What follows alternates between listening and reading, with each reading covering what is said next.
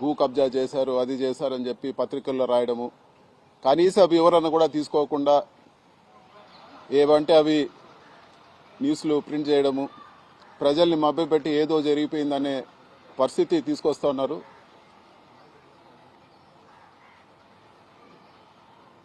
Mangalampeta village పరిధిలో పుంగనూరు కాన్స్టిట్యున్సీలో 2000 సంవత్సరంలో దాదాపు 75 ఎకరాలు మా కుటుంబ సభ్యుల పేరులో కొనడం జరిగింది. సో ఈ భూమి వివరాల్లోకి వెళ్తే 1968లోనే ఫారెస్ట్ సెంట్రల్ గవర్నమెంట్ రిలీజ్ చేసిన ఫారెస్ట్ గెజెట్లో కూడా ఆ భూమి వివరాలు ఉన్నాయి. అది ఫారెస్ట్ ల్యాండ్ కాదని చెప్పి కూడా గెజెట్లో పబ్లిష్ చేయడం జరిగింది.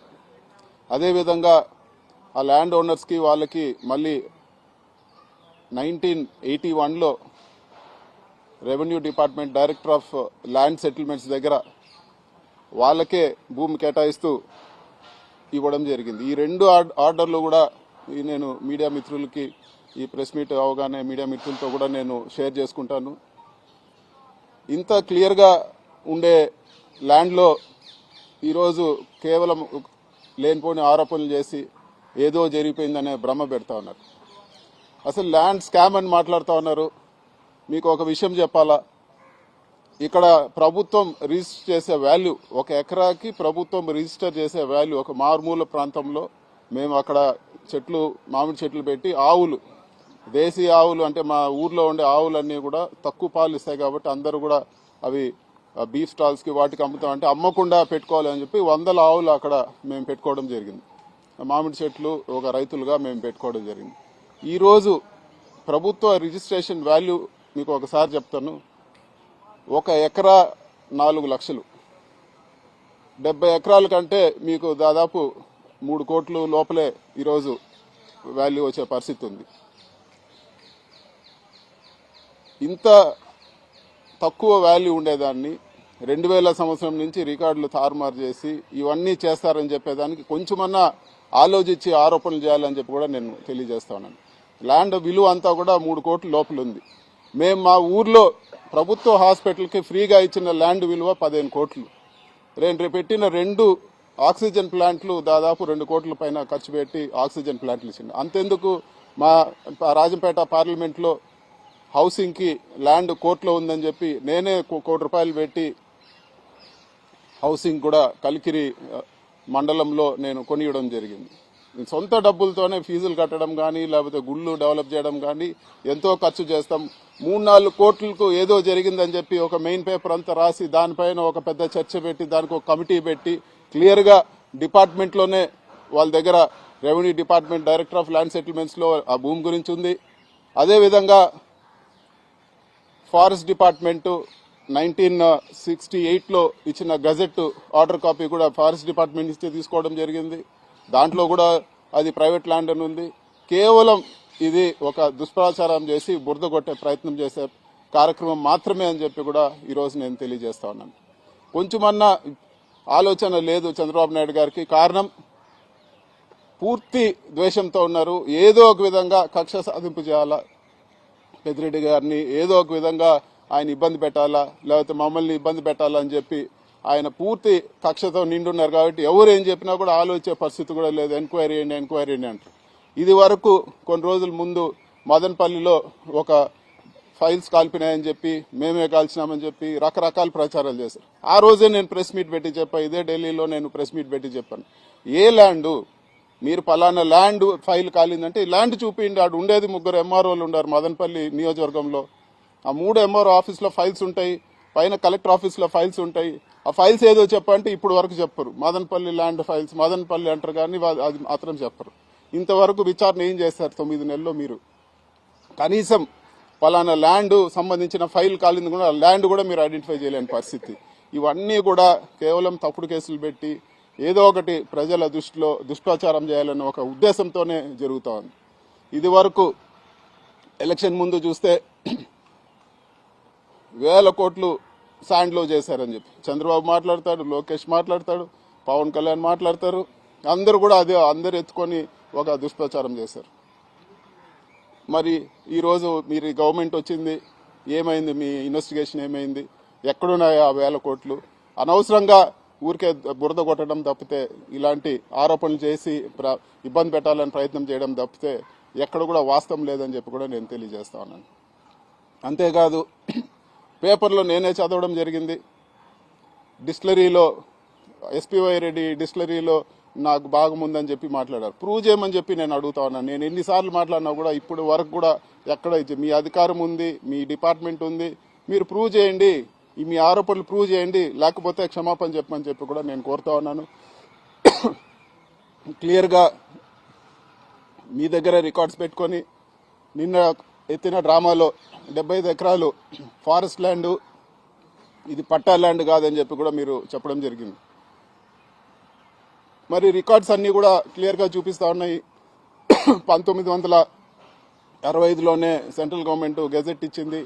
అదేవిధంగా రెవెన్యూ డిపార్ట్మెంట్లో కూడా రికార్డ్స్ ఉన్నాయి. మరి మీరు ఈరోజు ఏం జవాబు చెప్తారని చెప్పి కూడా నేను అడుగుతాను. తప్పుడు ఆరోపణలు చేసి మళ్ళీ కూడా దాన్ని అలాగే నాంచి మర్చిపోతారులే ప్రజలు అని చెప్పే ప్రయత్నం మీరు చేస్తా ఉన్నారు. ఖచ్చితంగా నేను డిమాండ్ చేస్తా ఉన్నాను, మీరు ప్రూవ్ చేయకపోతే క్షమాపణ చెప్పాలని చెప్పి కూడా నేను ఈరోజు ఖచ్చితంగా డిమాండ్ చేస్తా ఉన్నాను. కేవలం కక్షపూరిత పాలిటిక్స్ కి ప్రాధాన్యం ఇచ్చి ఈరోజు మీరు ఇచ్చిన హామీలన్నీ కూడా గాలికి వదిలేశారని చెప్పి కూడా నేను తెలియజేస్తా ఉన్నాను.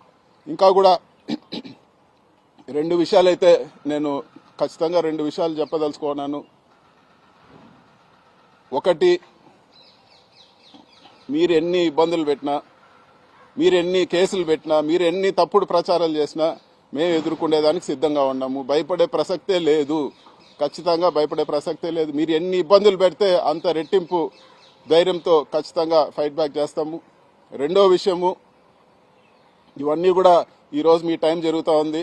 సింపుల్గా ఒకటే చెప్తాను, మీ ఊరు నుంచి మా ఊరికి ఎంత దూరమో మా ఊరు నుంచి మీ ఊరికి అంతే దూరము. ఖచ్చితంగా ఈరోజు అనవసరమైన కేసులు పెట్టి, అనవసరమైన ఇబ్బందులు పెట్టి, అనవసరమైనవి చేస్తే వాస్తవాలు లేకుండా రేపు మీ టైం కూడా వస్తుందని చెప్పి కూడా నేను ఖచ్చితంగా తెలియజేస్తా ఉన్నాను. ఉంటే ఈరోజు సాక్ష్యాధారాలతో చెప్పండి, కేవలం ఈ బురద కొట్టే కార్యక్రమాలు చేయొద్దని చెప్పి కూడా నేను తెలియజేస్తా ఉన్నాను.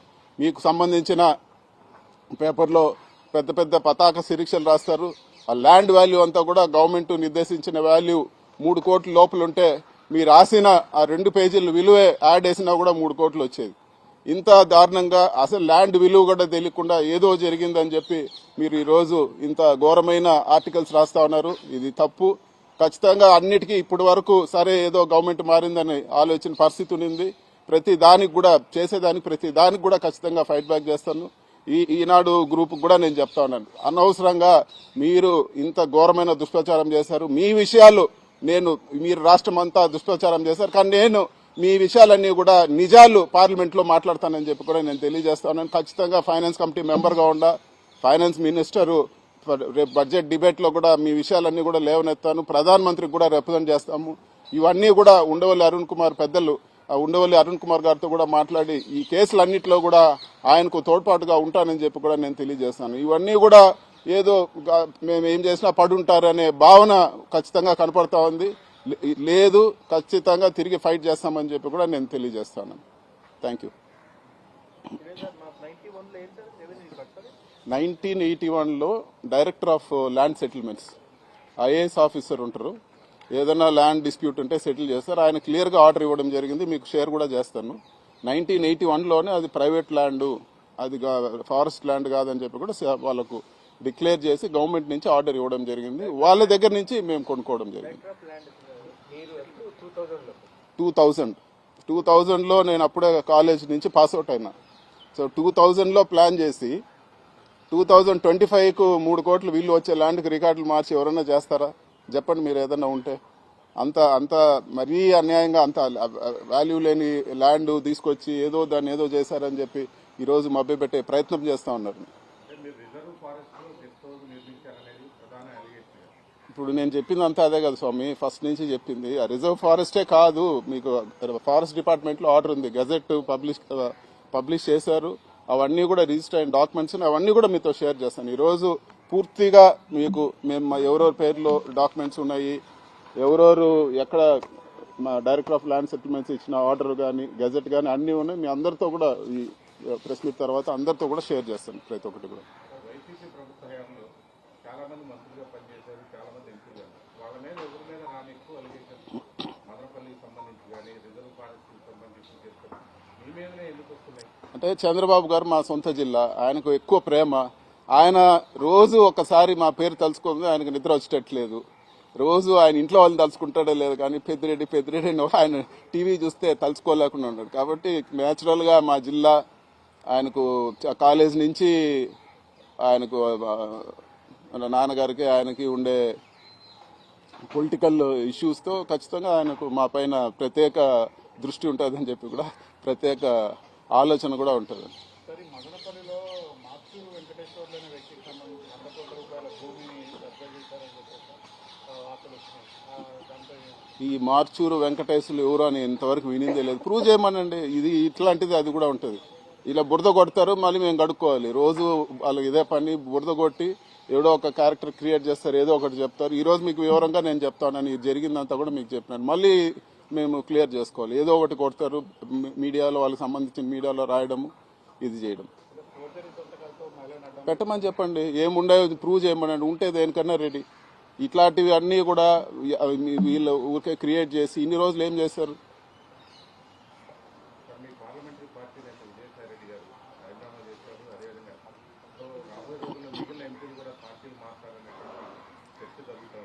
విజయసాయి రెడ్డి గారు జగన్మోహన్ రెడ్డి గారికి అత్యంత సన్నిహితులు.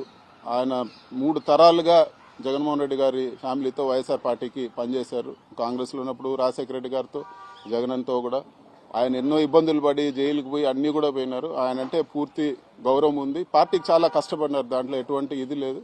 సో ఆయన నిర్ణయం మార్చుకొని పార్టీ మళ్ళీ అధికారంలోకి వచ్చేదానికి పనిచేస్తారని చెప్పి కూడా నేను ఆలోచిస్తున్నాను. ఇవన్నీ కూడా వీళ్ళు మారుతారు, వాళ్ళు మారుతారు, అన్నీ కూడా పుకార్లు. ఖచ్చితంగా ఎవరు మారేవాళ్ళు లేరు. అందరూ కూడా ఇప్పుడు ఉండే వాళ్ళందరూ కూడా కరుడు కట్టిన వైసీపీ అభిమానులు, జగన్ అభిమానులు. ఖచ్చితంగా పార్టీకి నిలబడతాం, పనిచేస్తాం.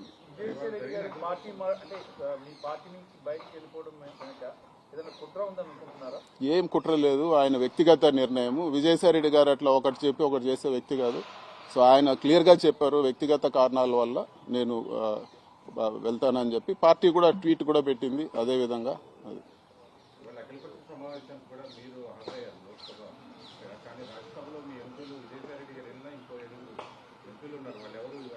అంటే పిల్లి సుభాష్ చంద్రబోస్ గారికి పార్టీ రాజ్యసభ ఫ్లోర్ లీడర్ గా జగన్మోహన్ రెడ్డి గారు నిర్ణయించారు. సో నెక్స్ట్ మీటింగ్ నుంచి ఖచ్చితంగా అటెండ్ అవుతారు.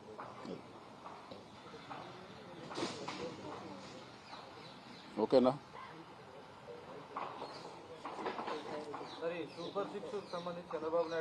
చాలబ్బా, ఇంకా అయిపోయింది. సూపర్ సిక్స్ డబ్బులు లేవు మా దగ్గర, ఉన్నప్పుడు ఇస్తాను. ఎన్నికల్లో ఒక మాట ప్రతి మీటింగ్ లో కూడా జగన్మోహన్ రెడ్డి గారు ప్రతి మీటింగ్ లో కూడా చెప్పారు, నేను చెప్పిన ప్రతి హామీకి కట్టుబడి ఉన్న ప్రతి ఒక్కటి నెరవేరుస్తా ఉన్నాను. చంద్రబాబు గారి మాటలు ఇన్ని మోసపోవద్దని చెప్పి ఇది వరకు వీడియోలు చూస్తే చంద్రబాబు నాయుడు గారు క్లియర్ గా చెప్పారు, మేము అన్ని లెక్కలు వేసుకున్నాము, ఎట్టి పరిస్థితుల్లో అన్ని హామీలు నెరవేరుస్తామని చెప్పి. మరి ఈ రోజు వచ్చి నేను డబ్బులు లేవు, లేకపోతే నేను ఇది నెరవేర్చలేకున్నానని చెప్తున్నారు. ఒక పెన్షన్ తప్పితే ఆ పెన్షన్ కూడా రోజు రోజుకి తగ్గిస్తూ వస్తా ఉన్నారు. ఏ కార్యక్రమం కూడా ఈ రోజు రాష్ట్రంలో జరగడం లేదు. మరీ ఘోరంగా హాస్పిటల్స్ కి పేమెంట్ ఆపారు, పేద ప్రజలు ట్రీట్మెంట్ తీసుకోలేకుండా. స్టూడెంట్స్ కి ఫీజులు కూడా ఈ రోజు చెల్లించని దారుణమైన పరిస్థితి ఆంధ్ర రాష్ట్రంలో నడుస్తూ ఉంది. సో ఇవన్నీ కూడా ప్రజలు గమనిస్తూ ఉన్నారు. రాబో రోజుల్లో తెలుగుదేశం పార్టీకి ప్రజల్లో తిరగడానికి కూడా కష్టమవుతుంది. ఇదే విధంగా ప్రజలను మోసం చేస్తే, ప్రజలు తిరగబడేది మొదలు పెడితే తెలుగుదేశం నాయకులు కూడా ప్రజల్లో ఇబ్బందికరంగా ఉంటుందని చెప్పి కూడా నేను తెలియజేస్తాను.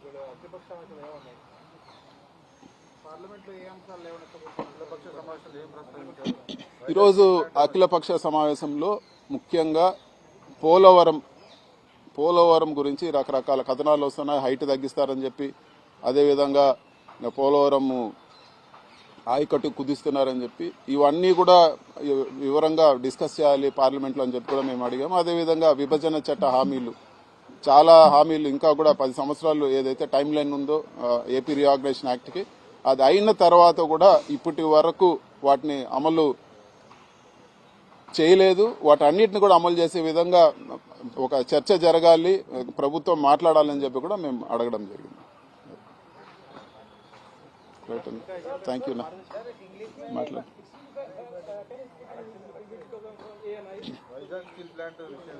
So I will talk about what we spoke in all party meeting.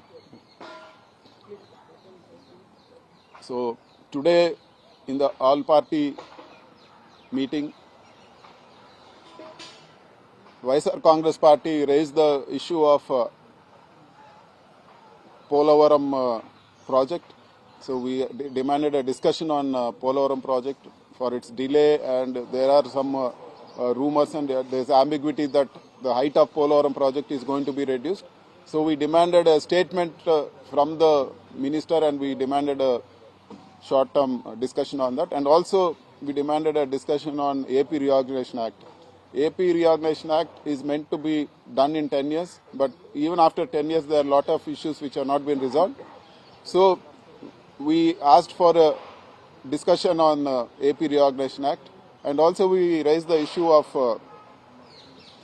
the scam done by Margadarshi Financiers, and we are going to raise this in the budget discussion also, and we are going to represent to the finance minister and the prime minister also on this. And one issue which all parties agreed with us is the menace of drug abuse, so which has to be addressed very seriously in our country. So drug abuse has to be tackled very strongly, and we demanded a calling attention motion discussion on that, where the minister will address it. Last time also YSR Congress Party raised this issue in a calling attention motion, so we want to do it again, and we want everybody, all the parties to come together to fight on this. Thank you.